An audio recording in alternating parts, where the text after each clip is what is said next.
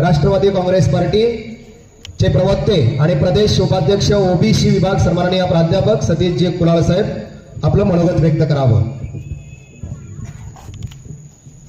शुद्ध बीजापोटी फळे रसाळ गोमटी ज्या मातापित्यांनी आपली 2 मुलं अधिकारी बनवले आणि MPSC मार्फत महाराष्ट्रामध्ये 12वी रँक आणि NTC मध्ये प्रथम रँक प्रदीप गोरडे यांनी आणली आणि त्यांचा सन्मान करण्यासाठी खरं तर गोरडवाडीच्या ग्रामस्थांनी या सत्काराचं आयोजन केलं, म्हणून आम्ही सर्व या कार्यक्रमाला उपस्थित राहू शकलो।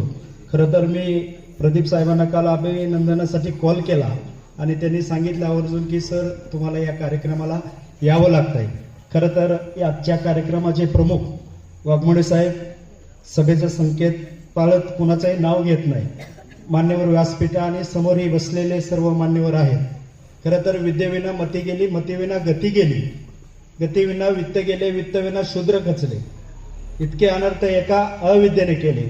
आणि आमच्या या गावगाड्यातल्या तरुणांना अविद्येमुळे आपल्या आयुष्याचा अनर्थ किती झालाय हे सर्वांना समजायला लागलं आणि सर्वजण त्या दिशेने विद्या प्राप्त करण्याच्या दिशेने सर्वजण आपल्या वरिष्ठांच्या मार्गदर्शनाखाली काम करू लागले।